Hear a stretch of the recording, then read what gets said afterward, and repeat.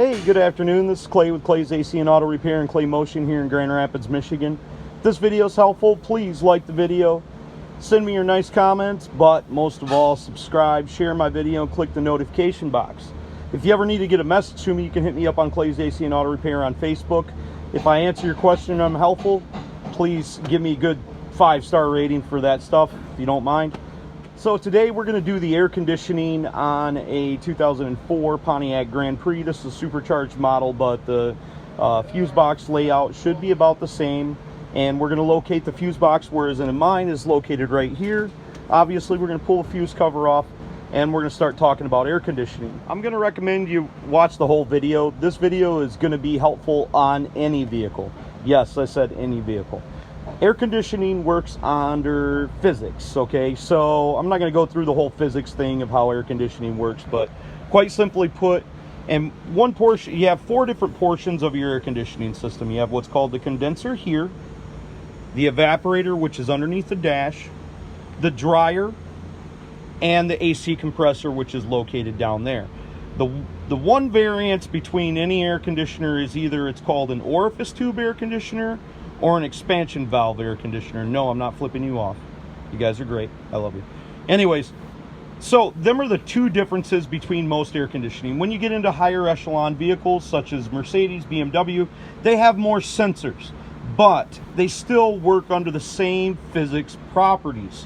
What it basically happens inside an air conditioning system is you have what's called liquid, and then you have what's called gas. Liquid should never come in contact with your AC compressor. Your AC compressor always pumps a gas.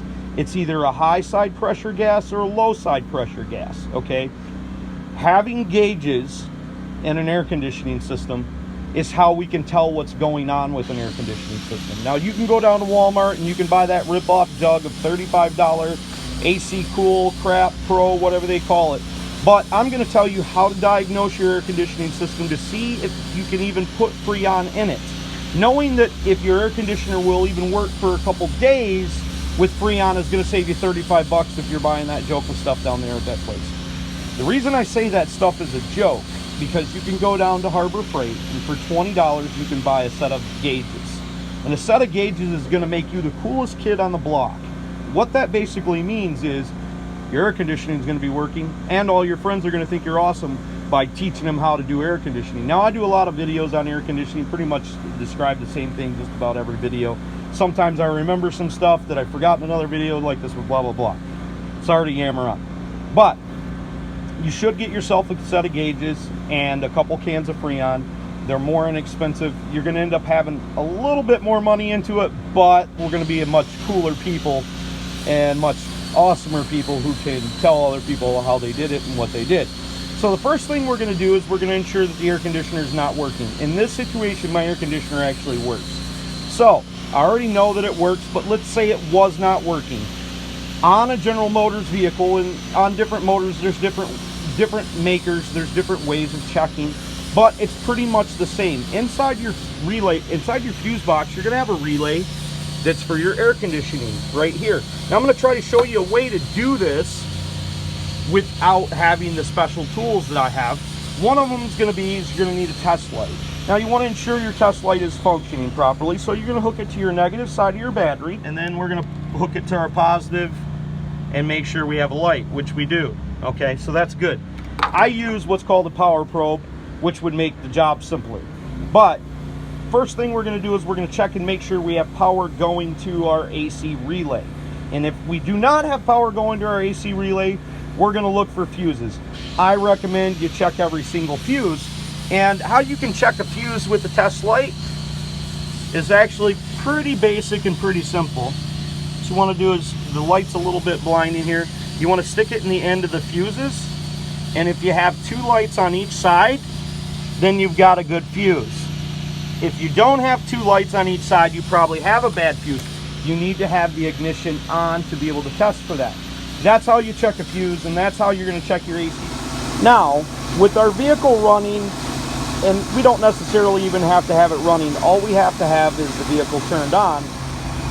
Now, with our vehicle running, and it's not so critical that we have it running, but we have the ignition on. we're going to start to check and see if our AC compressor actually works. At this point, we do not know if we have Freon on the system, but we want to make sure that our actual AC compressor works. So now how we're going to do that is we're going to go to the relay that we pulled out and make sure our test lead is still connected to the positive side. And we're going to go ahead and check and see where we can find power at. Now I'm sorry about the light. I try to keep my head in there as I test the test light. We want to find 12 volts, which will make our light light up. We ain't got any light there. We don't have any light there. We have light there. Okay, now that's our 12 volts. That means our fuse is good, which is, I believe, is this fuse or this fuse right here. Pretty sure it's the 10 volt fuse. But that means it's good. So now we're going to take our lead off of our battery from the positive side, and we're going to put it on the negative side. And what this is going to tell us is where if we have ground. If your electric motor on the end of your compressor is good, we should get a light from the post that powers the compressor. Okay, so now that means that we're going to take a paper clip and we're going to dump it from here to here. And that should make our AC compressor clutch go click, click, click. Now with the paper clip inserted in there, and you can touch this with your hand, should be able to hear that. That's your compressor running. Now that's a very good sign. When your compressor runs like that, that means that your compressor is more than likely good. The internals of your compressor could be bad, but it is what it is. Now, I'm not going to be responsible for you jacking with your electrical system, so don't call me crying. And all of you mechanics out there, don't say that's not the right way to do it. I'm doing this for you folks at home. I'm not doing this the way I would do it in my shop. I'm doing this because I know how to do it, and I know how to teach it, so keep your mouth shut, unless you have something nice to say. So now the next step, we're going to hook up the AC vacuum pump. If you don't have one, here's a picture of what they should look like.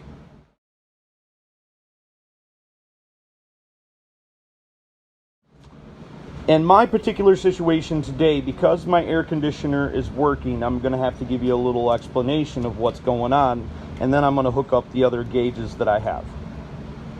So, these will only fit one way. If you're using gauges or the AC Pro, you're going to fill from the low side. What gauges will do that AC Pro will not do is it will tell you where this is at, this needle is at, and that tells you how much pressure you have in there.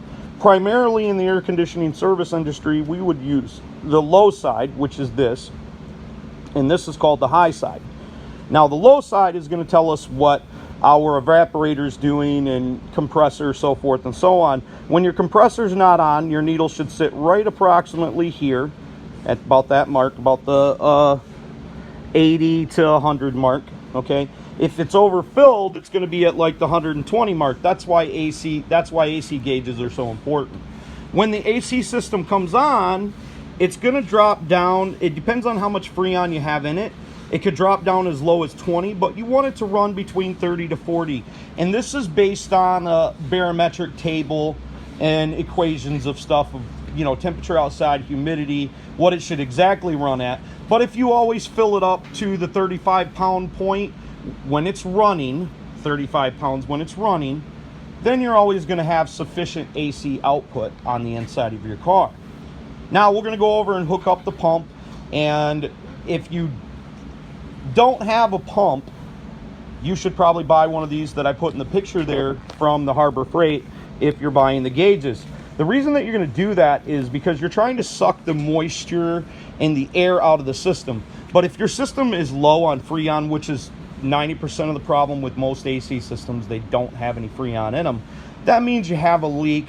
You're going to have it dye shot by somebody and have them show you how to find the leak, or have them find the leak and replace the line that's bad. Generally, AC repairs are very simple unless it's the evaporator. The evaporator is located underneath the dash, which makes it very, very complicated. And that's a complicated component to replace in these Grand Prix. Trust me, I know. It's a long process. Anyways, So we're going to do that. Right now we're going to hook up our gauges. I'm going to show you how it functions when it's off and when it's on, so forth and so on, and explain it to you. And then we're almost done. If when you're vacuuming the system down, you're going to take it down to approximately negative 25. So in between there, that big hash mark in between there. And you're going to let it run for, with that smaller vac pump, if you're using that one that's air operated, let it run for an hour or two. Get all the contaminants out of it as possible. And, you know, as long as it holds that charge when you shut off your valves, you probably don't have a very bad leak. If it goes away right away or it won't get down to 20, you probably have a pretty bad leak, and you could, you know, put air into the system because you're going to end up sucking it out. If you design like a little coupler and an air hose and put it on the end of one of them things, you could add air into it and you may hear the air leaking out somewhere. Okay, so now I got my AC gauges hooked up. The vehicle's not running. Make sure if your dust cover is on there, put it back. It's very important. And then your high side port is down there if you're not using the dumb AC Pro system. It's right down there, and you can hook that up. Now this is what the air conditioner looks like when it's properly filled and it's not running. Notice how we're about 110-ish. These needles will vary. I mean, this could be, like I said, could all the way down between 70 and 75. This is a good air conditioning system. It's set up properly. Everything's great. So when the air conditioner runs, I'm going to start it up without it running, and then I'm going to show you what happens when it's actually working properly. Okay, now I'm going to plug my air conditioner back in so it works by putting my relay back in there. It's going to come on, and the needles are going to drop down, and this needle is going to raise up on the red side. Now the red side is critical. You want to run this between 150 and 250 psi. If at 250 or 300 psi your cooling fans do not come on, that is your air conditioning problem. So say everything seemed to be great, your pressures were great, everything was great, but your air conditioner only gets warm after a while, it's probably because your cooling fans don't work. When this pressure gets up above 250, approximately 250 psi, your high-speed fans are going to come on, and they're going to drag the liquid from a liquid to a gas. They're going to drag it down. But notice my needle doesn't bounce. If your needles are bouncing, you got plugs inside your AC system, and you need to hook up the pump and pump the AC system down because it's got blockages. Or you need to replace your expansion valve or your orifice tube, depending on which kind of vehicle you have. This vehicle is an orifice tube vehicle, if I remember correctly, and this vehicle works great. So now in this situation, if we were filling and we were using the tank to fill it, we would turn the valve on. It's going to shoot up to approximately 75 psi, 75 psi. We'd let it run for 10 seconds or so. If we're not able to weigh it, obviously we could weigh it here, but you at home, you might not be able to weigh it. Then we turn it off. And if it dropped down to 20, we'd let it run for a little bit. Maybe 30 seconds to a minute. Then we fill it up a little bit more. We want it to run in that sweet zone of 30 to 40 psi on the blue side. Now, that's gonna be, whatever number is on here is gonna represent your output inside your vehicle, the Fahrenheit temperature that you output inside it.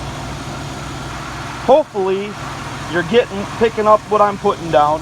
If not, watch some of my other videos where I actually have a broken air conditioning system, and I'll explain it pretty much the same way. I can't stress enough, which I should have stressed at the beginning of the video, how important your cooling fans are. Your cooling fans are just about everything to your air conditioner, along with them other things that I talked about, your condenser, your evaporator, and the diagram I may have put inside the video as well. To kind of give you an idea, you're not going to understand it. It took me a long time to understand how this stuff works, and I still don't know everything about it. But hopefully the video at least led you down the direction of what to check for, what to look for, and how to do things. Remember, don't be the next to them, be the first to you, and if any other man can do it, you can do it too. God bless you guys. Subscribe, click the notification box, share my videos, like all of my ish. Have a great day. This is Clay.